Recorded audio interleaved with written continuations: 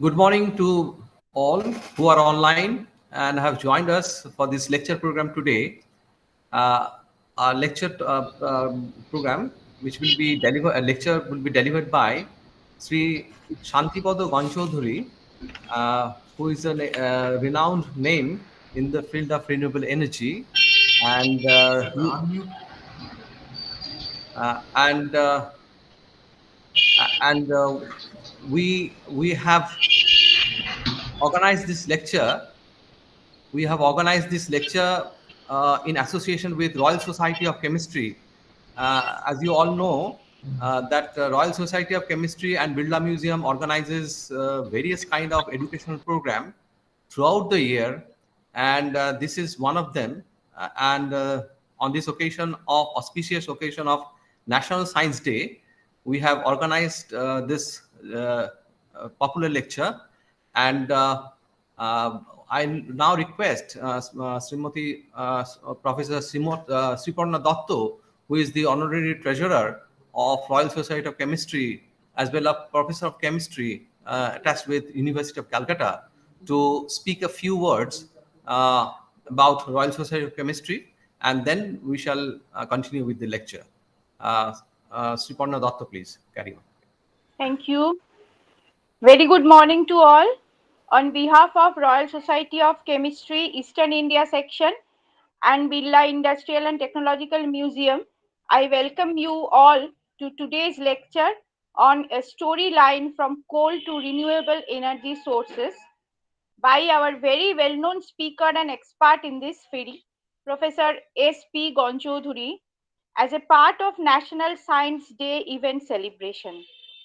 Before that, I would like to speak a few words about Royal Society of Chemistry, which is the oldest learned society in the world. Royal Society of Chemistry has 5 local sections in India.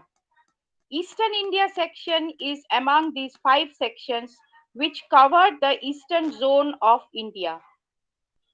Our motto is to create interest in the young minds of the students of high school and colleges regarding chemistry so that they can take up chemistry as their career. We arrange scientific lectures, competitions on essay, quiz, poster to encourage the students around the year in collaboration with Birla Industrial and Technological Museum.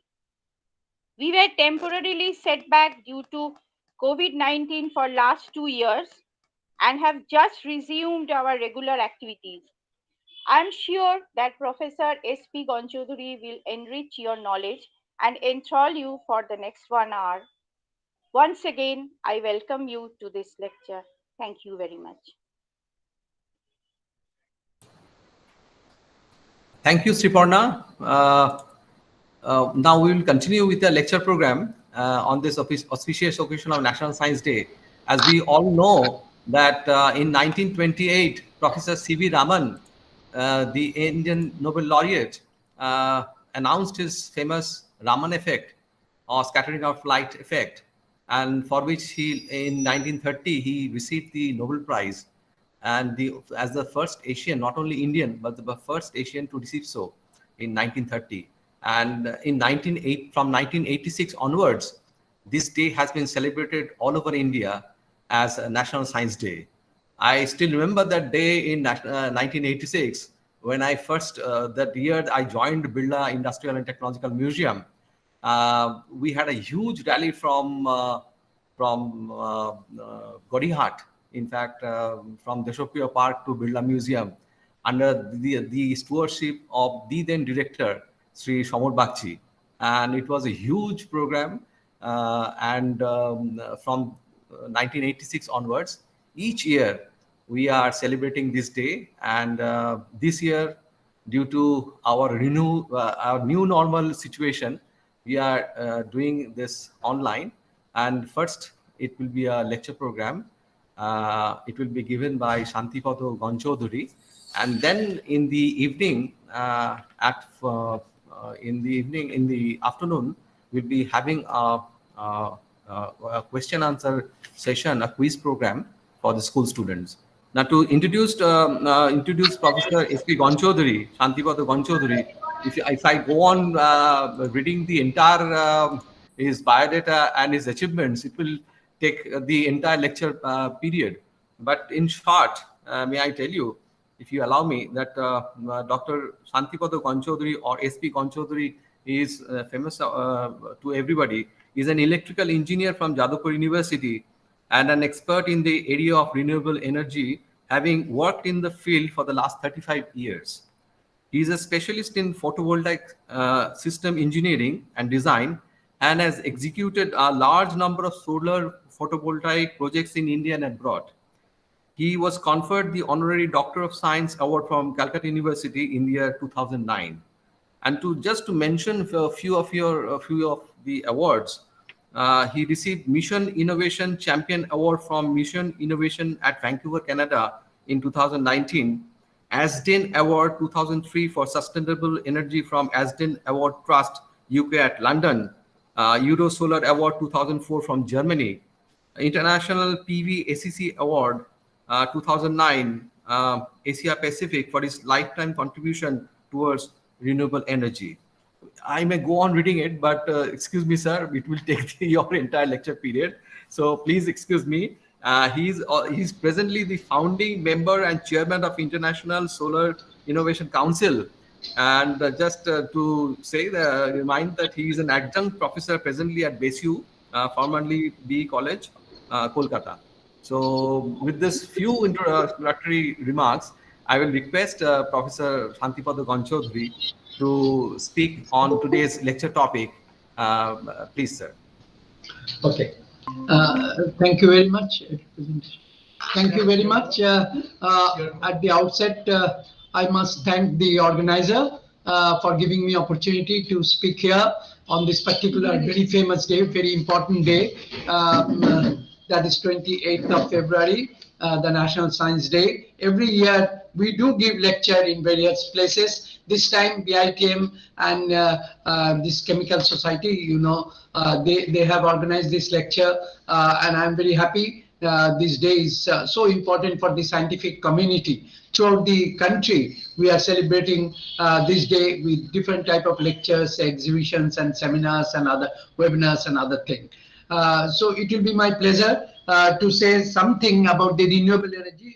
I'll particularly be specific on switching from coal and other sources of energy to renewable for next half an hour or 35 minutes. I'll be giving lecture on that. I'll be telling something on that. Then if there is some question or interaction session, so I will be participating in that. So I'll start with my presentation now. Is it visible now? My presentation is visible? No, sir, not yet.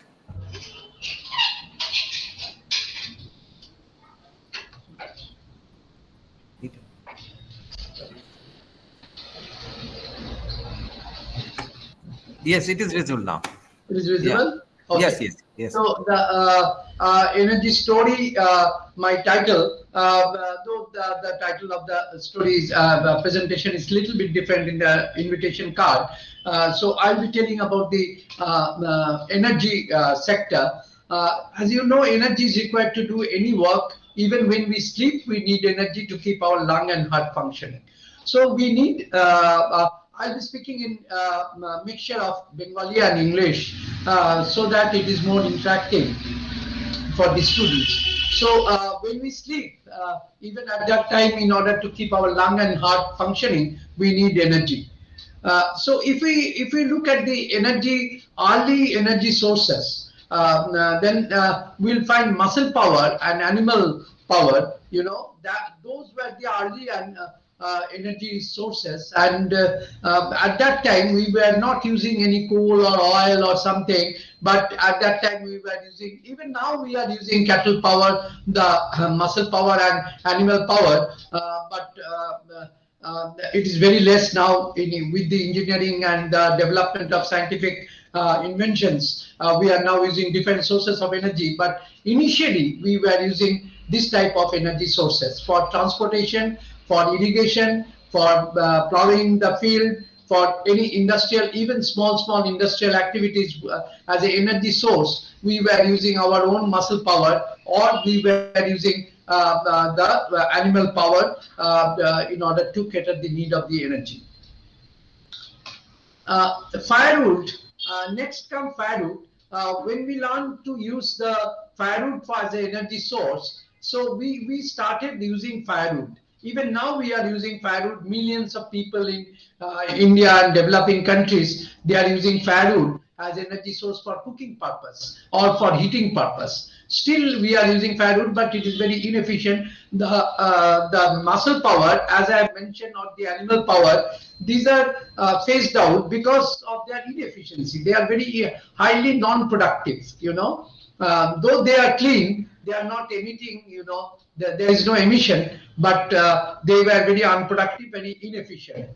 Similarly, the firewood, this is also being used, but it is polluting in nature. Particularly the indoor pollution is very high with the use of firewood. But still in India and many developing countries in Africa and Asian countries, we are still using firewood as an energy source. So this is switching from animal power to firewood. So first energy switching was there like this, the animal power and muscle power to the firewood. Next come, the story of coal. Coal was one of man's earliest sources of heat and light. The Chinese were known to have used it more than 3,000 years ago. The first recorded discovery of coal was on Illinois River in 1679, and the earliest recorded commercial mining occurred near Richmond, Virginia in 1748. The coal, though we were using coal, but the commercial exploitation of coal, it started in 1748 in Richmond, Virginia, that we discovered coal, and coal became a main source of energy.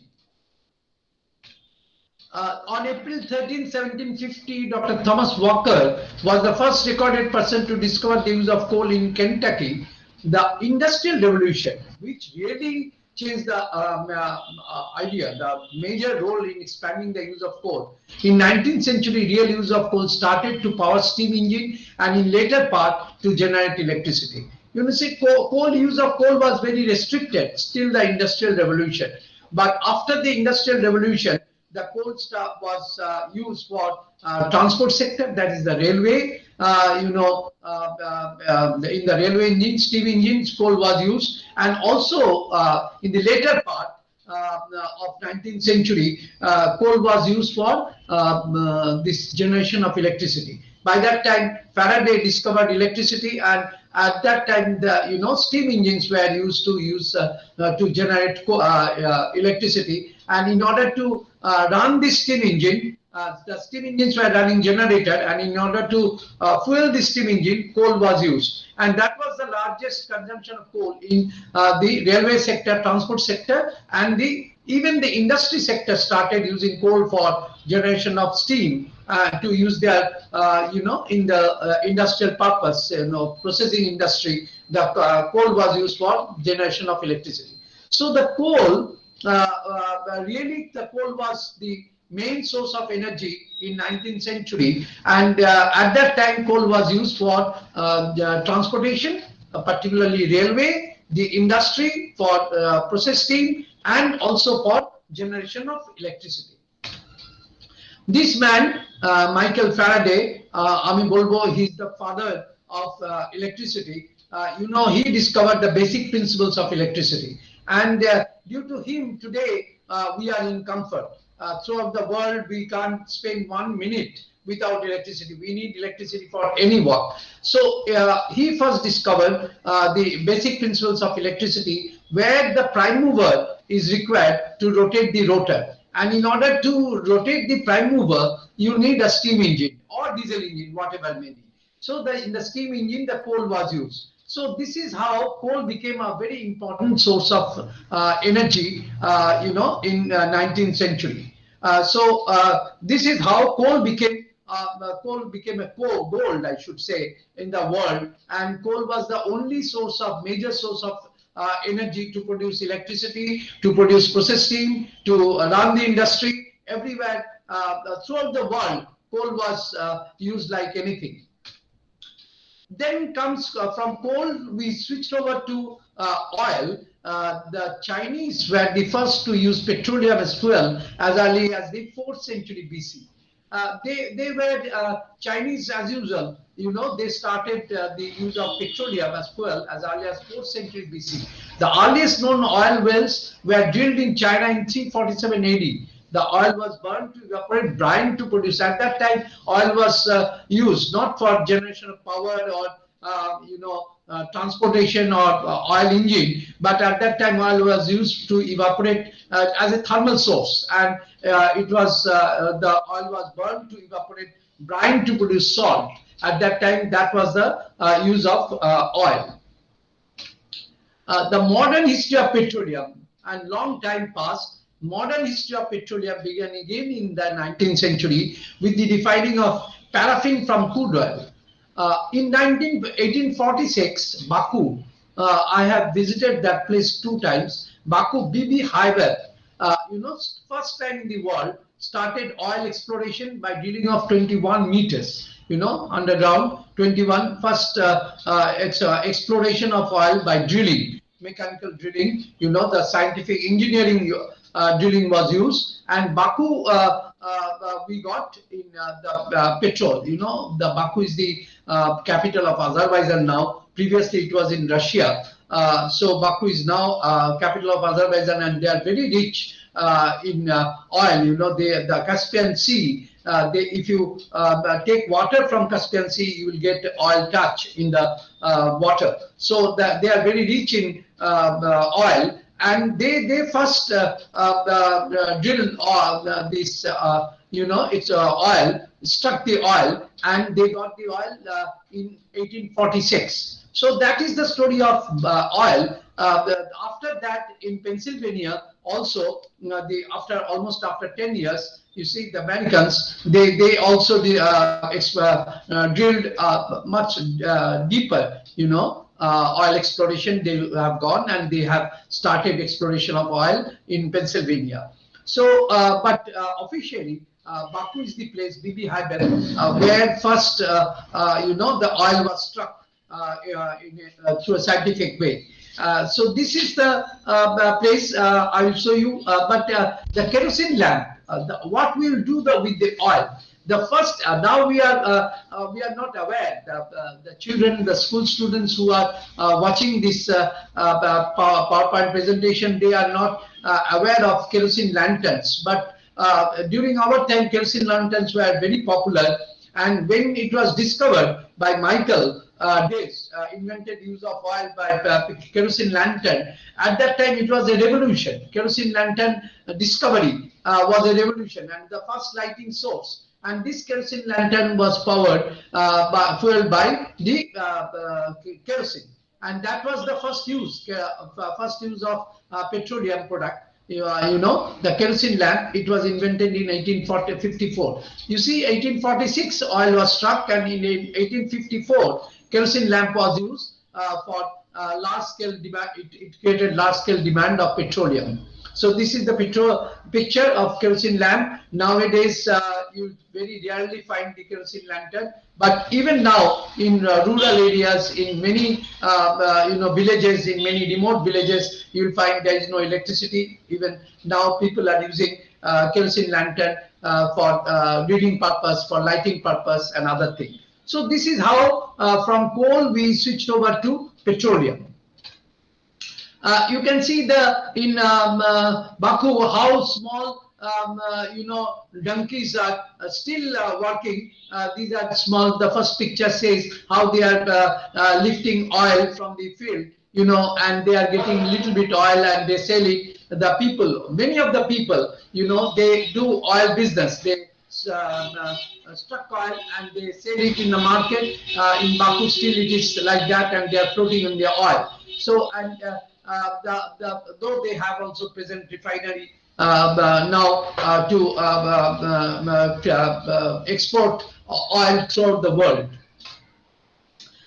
After oil, there was again a switching. In 1950s, till 1950, coal and oil were the main sources of energy. And we were thinking we will continue with coal and oil for a long time. But in 1954, Russians set up the first nuclear power plant of capacity 5 megawatt. So from muscle power, animal power to firewood, firewood to coal, coal to oil, oil to nuclear power. This is the switching, this is the transformation. So the Russians set up the first nuclear power plant of capacity 5 megawatt in 1954. At that time, it was the general opinion of the nuclear power people that nuclear power would solve the world energy crisis. At that time, we were also very hopeful. The entire scientific community, they were very hopeful that nuclear power may solve the entire energy problem of the whole world. But and a lot of nuclear power plants were set up during that period, particularly from 1955 to 1980, 75 particularly for 20 years. A large number of nuclear power plants were set up throughout the world, and France was the leader in this respect, and about 76% of their power used to come from nuclear power. But the pollution age, but nuclear power, as you know, nuclear power after Chernobyl. Recently, you have read in the newspaper. It is in Ukraine. It was in Russia earlier. After the Chernobyl disaster and also the Fukushima accident, the nuclear power, the risk of the nuclear power was realized by the human being and entire human community, and gradually the use of nuclear power was phased down, and the worldwide there was agitation against nuclear power. Even in India, nuclear power was coming up once upon a time in a large way, but now practically nuclear power plants are not being installed in India due to people's agitation. In our state also, Haripur, there was supposed to be a nuclear power plant, but that power plant couldn't come because of the agitation of the people and resistance from the government. So nuclear power now, particularly the disposal of nuclear waste and chance of accident, these are the major barrier which if we couldn't solve, nuclear power may not come as a major source. Its contribution is hardly 3%, 2 to 3% in Indian energy basket. So nuclear power may not come in a large scale. Though nuclear power, advantage of nuclear power is it is much cleaner energy source than coal and oil. But the accident, the chances of accident and the risk factor in nuclear power plant is very high, and that is the reason nuclear power is not so much popular worldwide now, particularly in the present scenario, and nuclear power plants are not coming in a big way. Only limited number of nuclear power plants are coming in the world now. Now, pollution is started with burning of coal and oil. Now in 80s, we first realized, that yes, there is pollution. Up to 1980s, we were not aware about the pollution. We were a little bit concerned about the pollution. But the entire scientific community of the world, they, after the various convention, environmental convention, particularly Rio and other convention, they realized that the biggest culprit in the now we are facing this deep pollution, and we have to fight against pollution. And in pollution, it's the fossil fuel burning is the main reason of pollution, particularly coal and oil. So you can see the pollution level if you go to the industrial area, if you go to the Kolaghat power station or that type of coal-based thermal power station, you will find pollution like this, which is very dangerous, and which is the air pollution, which is the cause of even the global warming, and also this is the disaster. The climate change is due to this global warming, and the whole world Recently we all met in Glasgow, COP26, where our Prime Minister was also present. India has given a commitment that we will gradually reduce use of coal and oil, and we will switch over to clean energy sources. And by now 2070, throughout the world, almost all the countries, they have given their commitment about net emission, zero emission, net zero. So we are all moving towards that. So this pollution has become a major challenge for in front of us, and that is the reason due to which we are now switching over from coal and oil and other polluting energy sources to clean energy sources. Now you see the global energy transition. You can see the firewood, how we were using and how it has reduced. Initially, firewood was a major source of energy. Now it has reduced to a minimum level. Then you can see the coal. Coal also went up to the peak, and then it is coming down now. Coal is also coming down now. Petroleum and natural gas. They are under use, and coal also, we use a lot of coal now also, and coal will continue for the next 30-40 years. It is true, but gradually the use of coal is phasing down.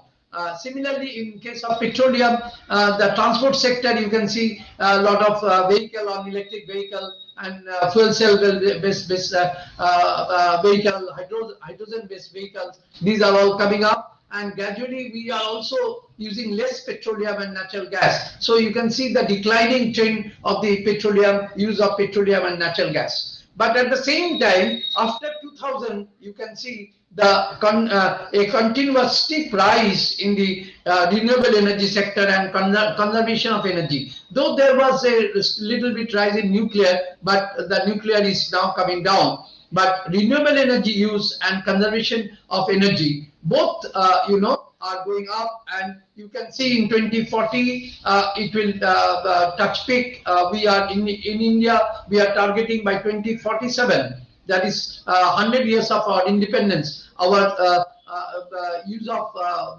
renewable energy will be 50% of our total energy need. That is very, very high. That is a very ambitious target. And the people who are now working, doing research or using the renewable energy or installing the renewable energy, they are to do hard work. And particularly the students who are listening my lecture today, they have a bright future, in the research and development activities in the renewable energy sector, because our Prime Minister, he has announced that by the year 2030, we will go for 500 gigawatt. 500 gigawatt.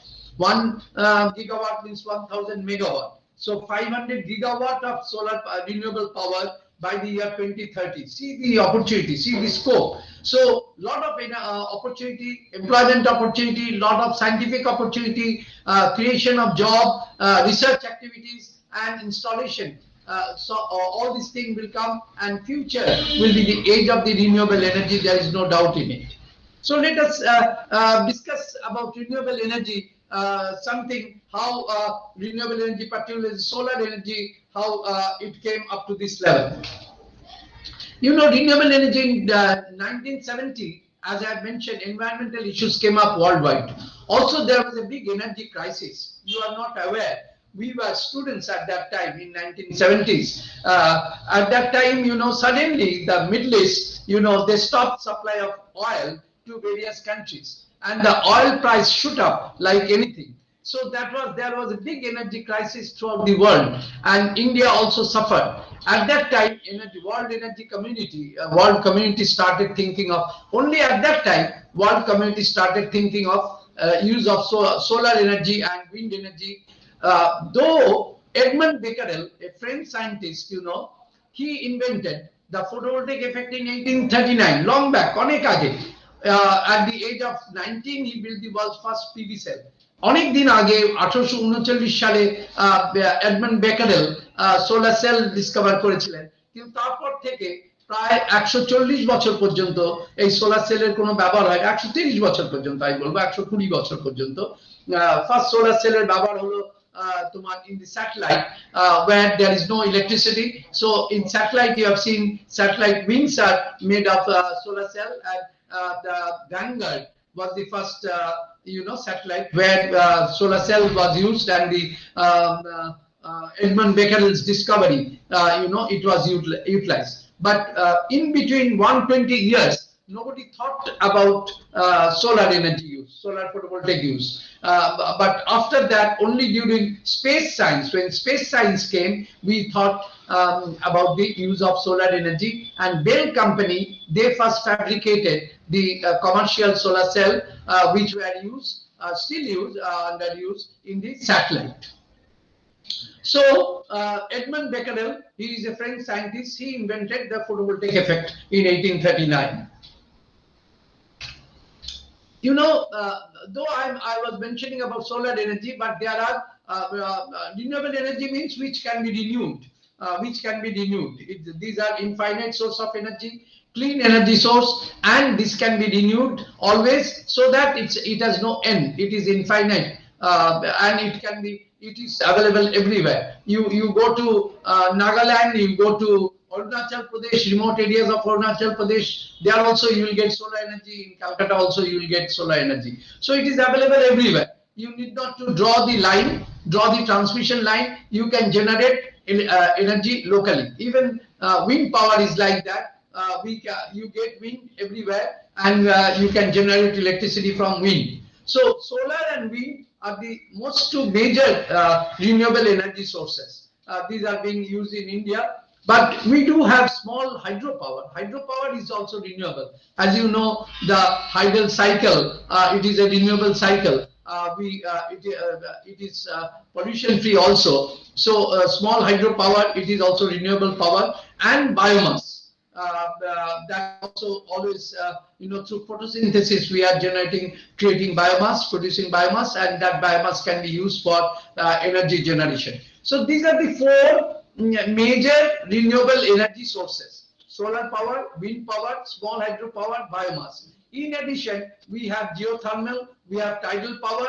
These are also renewable energy sources which can be utilized and which are being utilized. Particularly, geothermal is being used in Kenya, in African countries at a large scale. The tidal power is also being used in France at a large scale. But in our country, we are not using geothermal or tidal power. We are mostly concentrating on solar power and wind energy. In India, we have achieved 100 gigawatt, 1 lakh megawatt solar power and wind power and other renewable energy source. Not a matter of joke.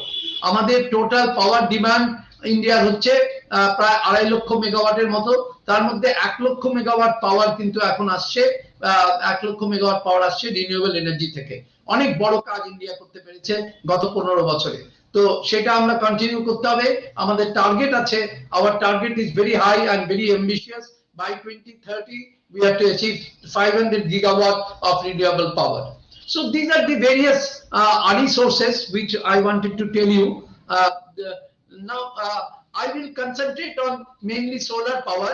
Out of many forms of renewable energy, solar energy appears to be most attractive. এই solar পাওয়ারকে দু ভাগে ভাগ করা যায়। একটাকে বলি আমরা solar photovoltaic পাওয়ার, যেটা ফ্যারাডে সাহেব আবিষ্কার করেছিলেন যে কতগুলো মেটেরিয়ালের মধ্যে যদি সূর্যের আলো পড়ে তাহলে ফটোভোল্টাইক এফেক্ট হয় এবং এক্সটার্নাল সার্কিটে ইলেকট্রিসিটি জেনারেট করা যায়। আরেকটা হচ্ছে সোলার থার্মাল, যে কোনো ব্ল্যাক আলো পড়ে ব্ল্যাক সারফেসকে হিট করে এবং সেই হিটটাকে যদি আমরা ডিসিপেট না হতে দেই, থ্রু ইনসুলেশন যদি তার ডিসিপেশনটাকে বন্ধ করে দিই এবং তার মধ্যে দিয়ে যদি কোনো ফ্লুইডকে পাস করাই, তাহলে সেই ফ্লুইডটা গরম হয়ে যায় এবং সেই গরম ফ্লুইডটাকে আমরা বিভিন্ন কাজে ব্যবহার করতে পারি। যেমন গরম জল, শীতকালে গরম জল, ইন্ডাস্ট্রিতে গরম জল আমরা খুব ব্যবহার করে থাকি। তো এটাকে বলে সোলার থার্মাল রুট, যেটাতে ফটোভোল্টাইক রুট নয়, যেটাতে সেমিকন্ডাক্টর কোনো না।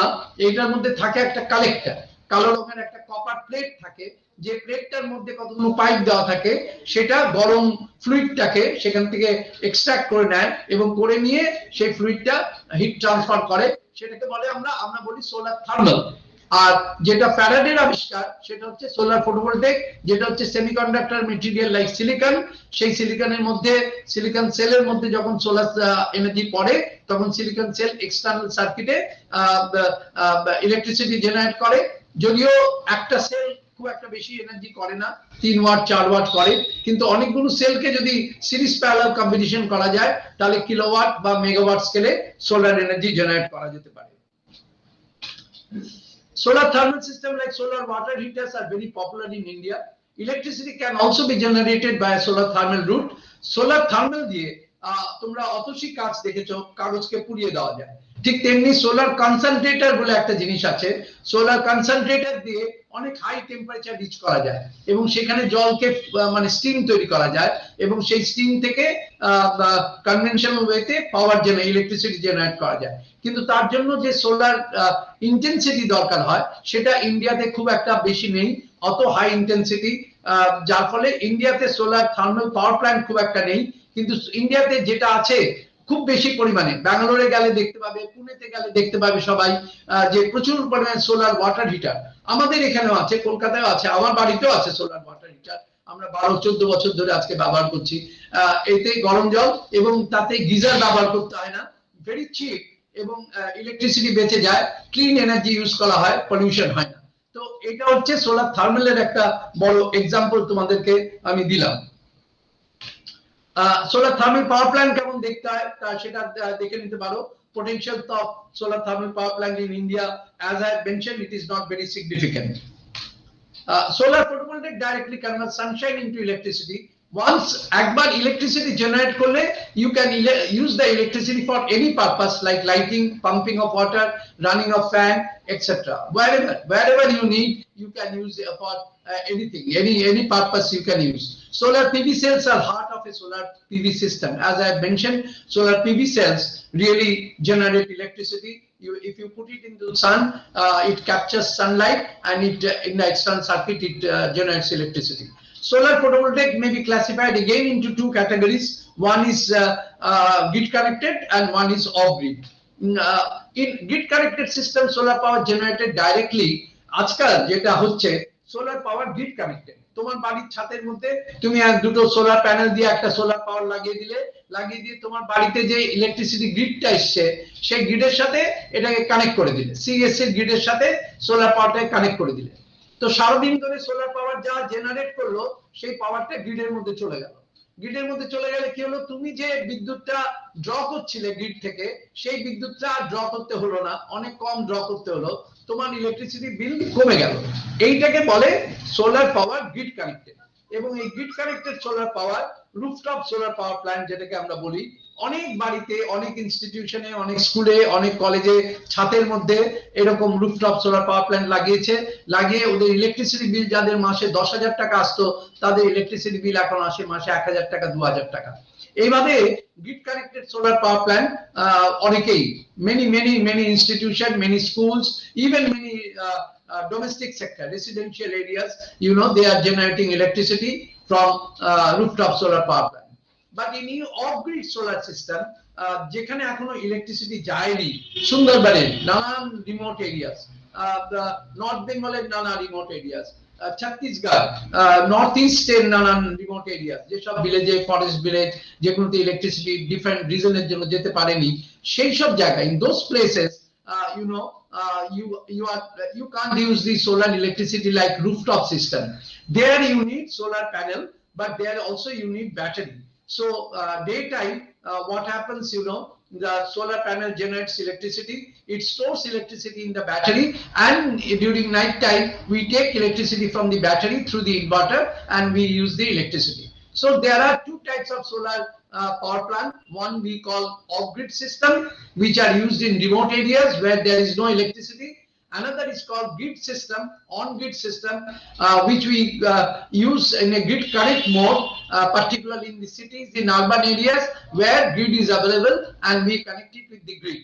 So this is the two types of systems which are being used in India particularly, and lot of systems, many large systems, even in India, in Tamil Nadu, in Karnataka, you see megawatt scale, 600, 500 megawatt scale solar power plants, grid connected, have been installed. At the same time, if you go to Sundarban, you will find 1 kilowatt, 5 kilowatt small solar panels which are installed to provide light and electricity to the remote community for their day-to-day purpose. So these are the two, different types of solar electricity. You must remember. Don't confuse. One is grid connected, one is off-grid solar system, and these are being used in different institutions. Grid connected system and off-grid systems are being used in remote areas. India has a major program. You know, in India there is a Ministry of New and Renewable Energy Sources who administers the solar energy and renewable energy program. India first initiated National Solar Mission. We first fixed up. I was also part of this mission.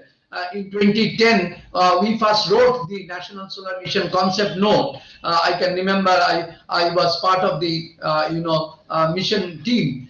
We wrote the this 20 solar mission note, and we submitted it to the Prime Minister of India with the target of 20,000 megawatt in 2010, and we started the program. Later on, this 20,000 megawatt was enhanced to 100,000 megawatt by 2022. This is the last year. By this year, we are supposed to achieve 100,000 megawatt of solar power in India. The state-wise allocation was made. Target was also given to central public sector undertaking like NTPC, ONGC. They also started, renewable power. They also started implementation of solar power. So far, 50,000 megawatt has already commissioned, and 50,000 megawatt is in the pipeline, which will be commissioned by this year end. You can see the solar PV power plant, very large scale solar power plant. In the right side, you can see huge, maybe 100 acres, maybe 200 acres, maybe 500 acres of land is required to set up a 100 megawatt of the solar power plant or 200 megawatt of solar power plant. Huge area. It is like a village, a big village, where the entire village is covered with solar PV panel, and from there electricity is generated, which is pushed into the grid. And at the same time, small solar PV installations are also there. You can see in the left. This is mainly for pumping solar. You can run solar pumps, irrigation pumps, and drinking water pumps. A large number, almost 7 lakh pumps. Solar pumps are now being operated under operation in the whole India, and these power pumps, these solar pumps are being used for irrigation of land and also for drinking water purpose. We have supplied, we have installed, we have commissioned. Now also we are commissioning a solar pumping unit in a hospital, in Purulia district, so that the patient, they will be getting drinking water from the solar power. So the solar power is now a part of our life. It has become a part of our life. Everybody knows, and it is becoming very popular day to day. Grid connected solar power, maybe, as I have mentioned, maybe of two types. Rooftop, I have shown you the picture. One is rooftop and one is land based. Rooftop solar power plants are generally small in capacity range, and the land based solar power plants are large in capacity. Small rooftop, you can see the rooftop power plant in a roof in a school. It is a picture of a school. In the school, only there you can see 8 panels are there, and they are generating about 2 kilowatt of power, and they are supplying power to the school laboratory. Solar power they are using for the school laboratory. But at the same time, you can see on the right, large size in industry. Their roofs are sheds. Industrial sheds are very big, where in industry the roofs are being utilized for installation of solar power plant, and you can see the solar power panels on the roof of the industry. These are large size rooftop power plant which are installed in industries. India has fixed a target of 40,000 megawatt of rooftop solar power plant under national mission, which are supposed to be completed very shortly, and we do hope we will achieve the 40,000 megawatt national solar mission target. Solar Power Program is another program in India through which we are producing a lot of large size power plant. Once you generate large power plant, large electricity, you have to evacuate that electricity through transmission line. You can see the transmission line. So this transmission line are called as a green transmission line. This is also a new term, green, because in this transmission line, no coal fire is fed. It is only green energy, energy from wind and energy from solar. These are all clean and green. They are evacuated through this green. So this is a wonderful idea, and with this has been initiated in India, and we have already launched a program on green corridor, that is green grid. And this has been started construction, and through which the solar power, wind power and hydropower will be evacuated. So at the same time, power evacuation is also important. Not only generation of power, if you generate power, you have to evacuate the power to consumer end. So how you evacuate? You can evacuate the power through green corridor, and this is the picture of green corridor. Some important solar park in different Rajasthan, Karnataka, Andhra Pradesh, they have set up solar park. Karnataka is in India. Karnataka is a leading state in respect of installation of solar power, followed by Rajasthan and Gujarat. Solar radiation is available in those states, and cheap land is also available. So worldwide, China has highest installation of solar power plant with largest capacity. Single solar power plant in China, in Bughe, its capacity is 2,200 megawatt, huge capacity. In India, our largest solar power plant is 700 megawatt. It is installed in Tamil Nadu, state of Tamil Nadu. So you can see the solar power. Previously, we were thinking solar power can only cater the need of small power, but it is not true now. It can generate huge megawatt scale power now. The technology is available. Solar power purchase, this I am not telling you because it is electricity regulation and other thing.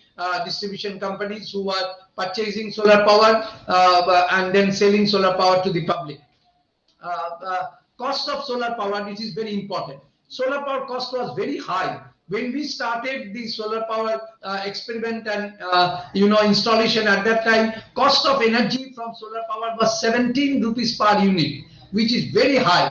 And now it has come to in 2009 it was like that. In 2009 we have installed the country's first large-scale solar power plant in Asansol. At that time we were generating power at 17 rupees per unit. But now it has come down to 2 rupees to 2 rupees 50 paisa per unit. See the research. Through intensive research throughout the world, the solar power cost has come down. Demand has also increased, but at the same time, material research in the solar power, throughout the world has, really helped in bringing the cost down of the solar power. It is now only 2 rupees to 2 rupees 50 paisa, cheaper than the coal and oil. Cheaper than the coal and oil. India has first floating solar power plant. The largest solar floating power plant was commissioned in Andhra Pradesh. The capacity of the plant is 25 megawatt, and it was, India has a lot of water bodies where India has shortage of land. So in the water bodies, we can put up floating solar power plant. First floating solar power plant, really, I put up in Newtown area in a small pond. That was the first experimental solar power plant. After that, in India, large-scale floating solar power plant has been installed. In Sagar Dighi, also we have installed a floating solar power plant. In Andhra Pradesh, the large solar power plant, floating solar power plant of capacity 25 megawatt was installed by Bharat Heavy Electricals Limited. It is located in NTPC Simadri in Andhra Pradesh. It is also very unique. Floating solar power plant. We don't need any land to set up solar power plant. You can see the picture of the Newtown solar power plant, which was installed in 2014, long back, 7-8 years back in Kolkata, and still it is functioning. This you must know. This is my last slide. Most of India's emission come from coal. The biggest source of electricity, coal is the biggest source of electricity. To offset this emission, India will have to drastically reduce its emission from power sector. at the COP26 summit in Glasgow, recently held in November last year, India raised its climate target to increase the use of renewable energy, reduce carbon emission, and most notably, reach net zero. You people, you students, you must know, because the net zero by 2070 is very important for you to keep a livable and green world. So that is our target, that is India's target, and for that India is planning to implement renewable energy program at a very, very large scale. India's installed renewable energy has just crossed 100 gigawatt. As I mentioned, at the Glasgow summit, India raised its target from 100 gigawatt. 2030 target is from 450 gigawatt. It was initially 450 gigawatt to 500 gigawatt. Prime Minister himself has announced this in the Glasgow conference. So our task is ahead is very big, and we have to go a long way. One estimate suggests India's potential 500 gigawatt we have targeted, but whether we do have that 500 gigawatt, yes, we do have. We have in India, we have potential of 900 gigawatt renewable power from commercially exploitable source, and much of it from solar energy. So yes, we have আমাদের আছে, আমরা 900 megawatt পর্যন্ত renewable পাওয়ার করতে পারি, তার মধ্যে 900 gigawatt, তার মধ্যে 500 গিগাওয়াট আমাকে করতে হবে 2030 এর মধ্যে, সেটা পসিবল, এবং সেদিকে আমাদের ঝাঁপিয়ে পড়তে হবে। ইন্ডিয়ার পিক ডিমান্ড এখন 184 megawatt, estimate suggest that 300 megawatt মতো হবে 2022 এন্ডে, এবছরের এন্ডে, এবং 690 গিগাওয়াট হবে 2036 এ। তো আমরা যদি 500 মেগাওয়াট 500 গিগাওয়াট সোলার পাওয়ার করি, তাহলে a major portion of our power demand will come from solar, which is solar and renewable, other renewable, which is a clean source, and due to that emission level will be reduced, and we can fight the climate against our climate disaster in a very large scale. We can fight, and we can reduce our emission to a large extent. So our target is very much achievable. We must all do work. You see, not only fixing the target, Prime Minister is telling that we must, all the institutions, all the schools, all the students, all the citizens, all the public sector undertaking, all the states, everybody should take initiative to go for solar, either through research, either through installation, either going for large scale business. In any way, it should be part of our life, so that really we can keep a livable world for the future generation. That is very important. Green world for the future generation is very important. You can see the solar energy consumption by source, share of energy consumption. Our source is now only 1.2% solar and 1.7%, that is 3% wind and solar. This is to be increased. 2019 it has already increased to 6% now, and we are supposed to increase it to 30% by 2030. So it is very high. Our target is very high. We have to do that work in a very efficient manner, and we can, we can do it. Wind power, last touch I made. Wind power also we have made a lot of activities. Our friends who have visited Tamil Nadu and other areas, Gujarat, Rajasthan, you have seen a lot of wind power plant. In West Bengal, we do have small wind power plant in Namkhana area, in Fraserganj area, we do have about 2 megawatt solar power plant, but in West Bengal we don't have enough wind speed to go for wind power. But in other areas of southern areas and western India, they do have a lot of wind speed, and now we are also planning to install wind power plant in the offshore, that is in the sea, where a lot of wind speed is available. So that potential of India is 302 gigawatt wind power at 100 meter hub. We need to tap that wind power capacity also. Solar and wind, these are the two major renewable energy sources. This includes, you can see 127 how off-grid. These are all North Sea in the UK. If you go, you will see like this, all the wind power plant, 5 megawatt wind power plant are installed in the sea, and they are having a lot of wind speed, and they are generating a lot of power. So India also is planning to put up the offshore wind power plant in the Arabian Sea and Indian Ocean. So let us see, that also we will there. Now the total installed capacity in Tamil Nadu, Karnataka is the highest in solar energy, and Tamil Nadu is highest in wind energy. Their installed capacity is 7,633 megawatt. India's small hydro, you have seen, we have a potential of hydro potential of 1,45,000 megawatt. Small hydro potential of India is 20,000 megawatt, most of which is untapped. We are exploring installation of small hydro power plant in India at a large scale. New areas of innovation, these I am not explaining. Lot of things, electric vehicle, solar power plant at highways for electric vehicle charging, offshore wind energy program I have mentioned, solar tiles for building. The building roof will be constructed in future by solar tiles. তুমি কোনো concrete ব্যবহার করবে না, ওখানে ছাদটাকে আমরা solar tiles দিয়ে বানিয়ে ফেলবো, যাতে বাড়ির বা পুরো বিদ্যুৎটা সোলার টাইলস থেকে উঠে আসে। এটা রিসার্চ হচ্ছে, এটা নিয়ে রিসার্চ হচ্ছে। ইন্টারন্যাশনাল সোলার গ্রিড, সারা পৃথিবীতে একটা গ্রিড থাকবে, ভারতবর্ষের সাথে আমেরিকা গ্রিডে কানেক্টেড থাকবে, এবং যখন যেখানে সূর্য পাওয়া যাবে তখন সেখানকার সূর্য ওই গ্রিডকে পাওয়ার সাপ্লাই করবে। এটাকে বলা হচ্ছে international grid. Prime minister has announce one sun one world one grid. আমরা যদি সেরকম করতে পারি তাহলে আমাদের কোথাও এই প্ল্যান্টে কোথাও রাত্রি হবে না। পৃথিবীতে কোথাও না কোথাও 24 ঘন্টার মধ্যে দিন থাকে, কোথাও রাত থাকে। তো আমরা যদি একটা গ্রিড দিয়ে কানেক্ট করে দিই তাহলে দেখা যাবে যে সোলার পাওয়ারের জন্য যেটা আমরা বলি রাতে তো সোলার পাওয়ার নেই, সেটা আর হবে না। সেটা একটা গ্রিডের মধ্যে থাকলে কোথাও না কোথাও সোলার পাওয়ার থাকবে, কোথাও রাত হবে, কোথাও দিন হবে, যেখানে দিন হবে সেখান থেকে সোলার পাওয়ার হবে। এটা একটা বড় research work. International solar alliance আমাদের দেশে 70টা কান্ট্রি, 70টা দেশ মিলে এই রিসার্চ ওয়ার্কের দিকে ঝুঁকেছে। আমরা এই রিসার্চ ওয়ার্কটা করছি। Artificial moon, China has come up with artificial moon. Artificial moon দিলে আমাদের জ্যোৎস্না রাতে যেমন রাস্তায় আলো লাগে না, তেমনি আর্টিফিশিয়াল মুন তৈরি করে যদি স্পেসের মধ্যে দিয়ে দেওয়া যায় তাহলে দেখা যাবে যে আলো লাগবে না। তো এরকমও আমাদের রিসার্চ চলছে। তো সামনের দিকে in front of us lot of dreams and other ideas are there, and in future the world will change, and solar will be the only energy source in future. এর মধ্যে কোনো সন্দেহ নেই। Maybe it will take some time, maybe it will take 50 years time or 60 years time, but it is true that coal and oil will be phased out in future.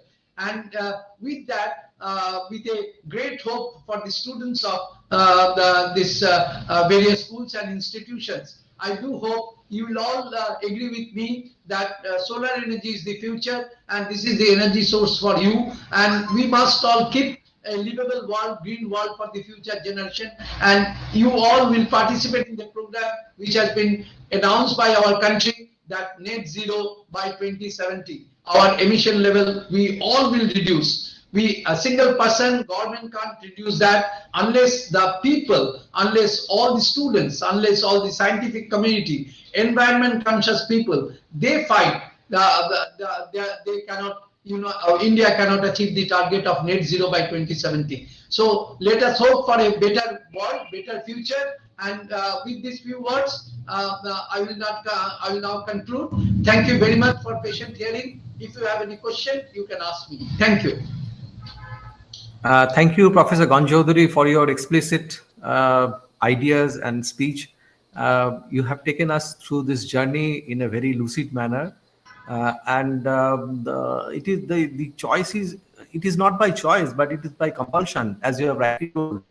By within say 20 or 30 years, we'll be exhausting all our present energy sources, and the renewable energy is the only hope in future. And as I've said, that it is not by choice, it is a compulsion for us, keeping in mind the level of environment pollution which we are facing now. We have to fall back to renewable energy and clean energy.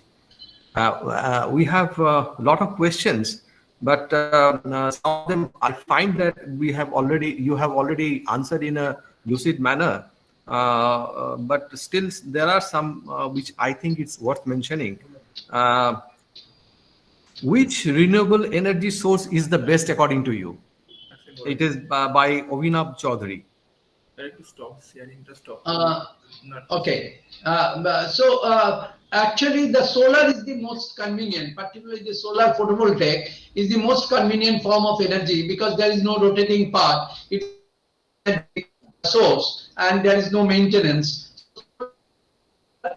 World, and solar is static energy source and no maintenance is required. So solar is the most popular and convenient energy source. Wind and other thing, they have rotating part, so they have a lot of maintenance also. The biomass, the hydropower, all these thing has rotating part. Only solar power they have, that is a static machine, I should say. So solar power is the most popular and convenient form of energy source, and mostly it is out of, as I mentioned, out of 500 gigawatt target, 400 gigawatt is the solar power target. So it is very convenient form of energy. Sir, can you please stop the sharing of the screen so that you will be in the mid screen? Okay.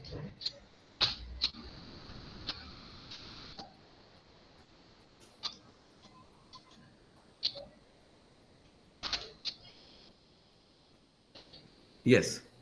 Then again, there is a question by the same viewer. Can nuclear energy also be termed as renewable energy? No, nuclear energy is not it is a different non-conventional type of energy, but it is not renewed. That is the problem. The uranium and other thing are finite sources. So renewable nuclear power, you can't tell it as a renewable, but it is not like fossil fuel. It is a little bit different, and it is a little bit clean also. Yeah, it is not renewable energy source. It is a non-conventional energy source. It is a form of non-conventional energy. Right.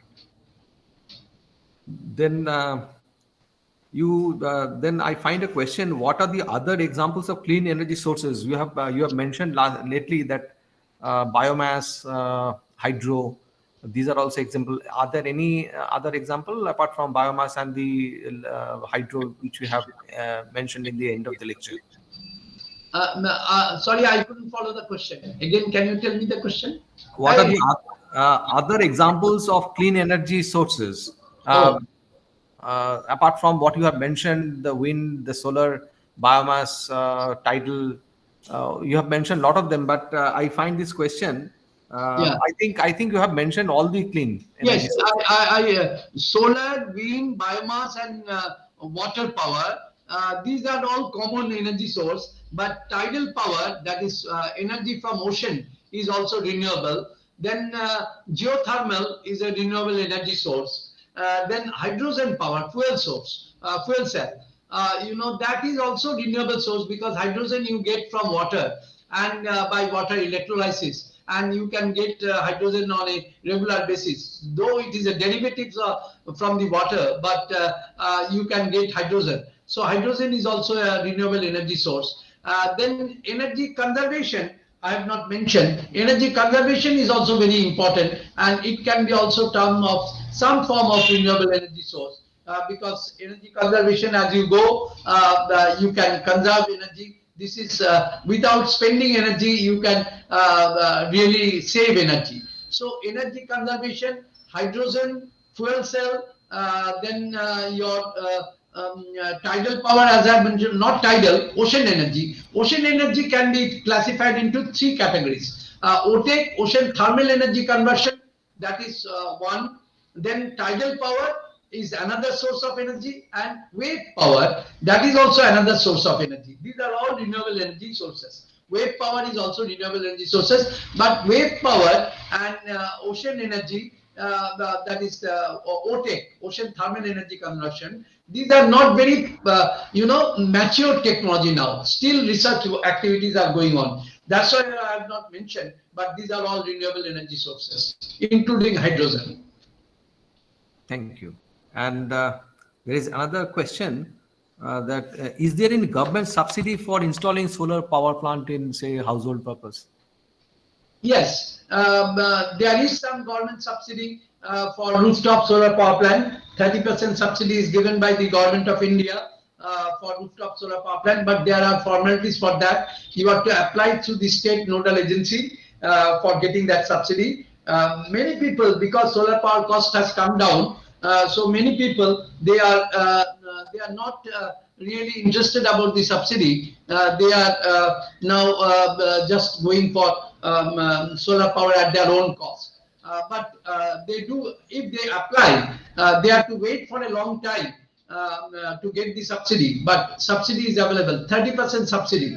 If its cost is 1 lakh rupee for a say 2 kilowatt power plant, then they will be getting 30% subsidy. That is 30% subsidy. They have to spend only 70,000 for the power plant. But it is available only for rooftop, not for commercial project.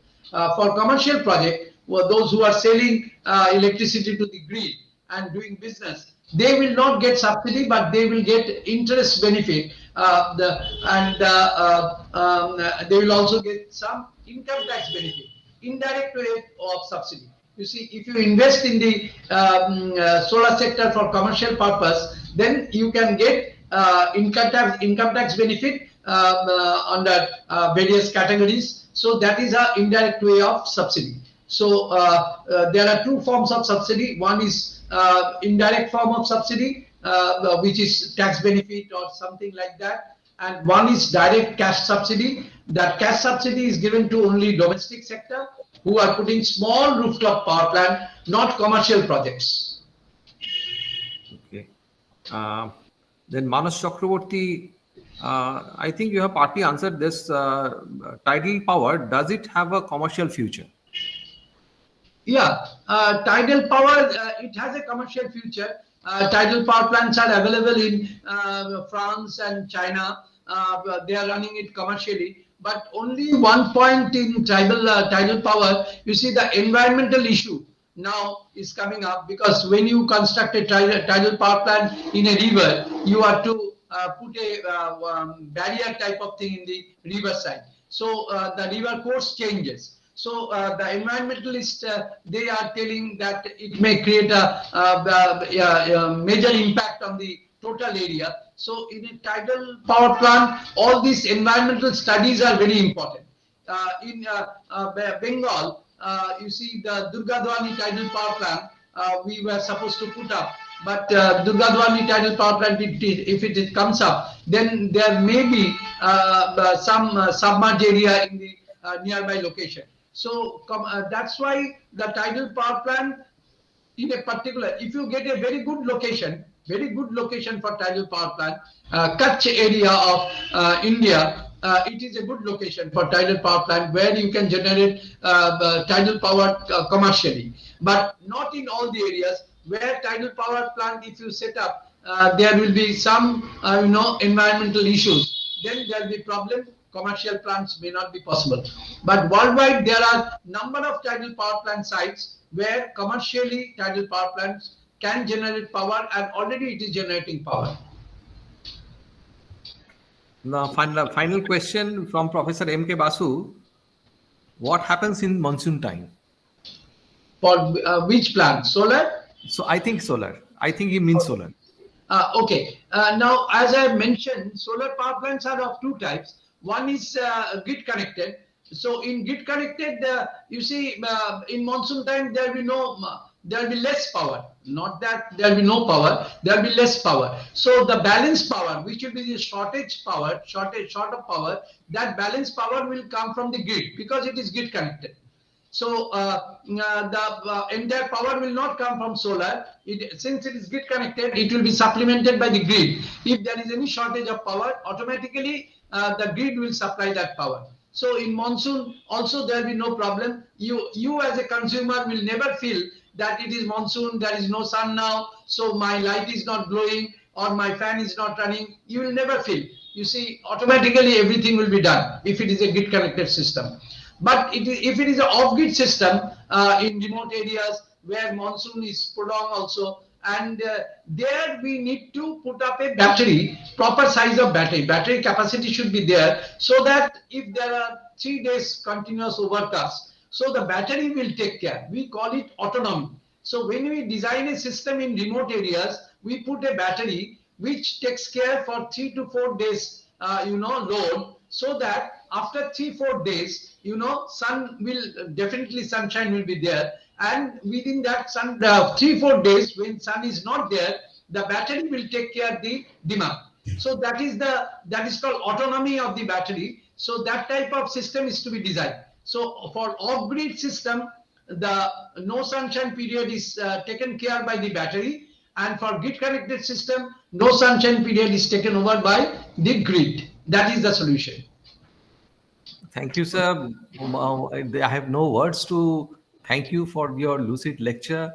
I thank the all the members of the Royal Society of Chemistry Eastern India chapter section, including the secretary, honorary secretary, Professor Ashish De, the honorary treasurer, Sriparna, and all the members of the Royal Society of Chemistry, all my colleagues at Birla Industrial and Technological Museum who has made this program a success, and all the viewers who have joined us online for this lecture.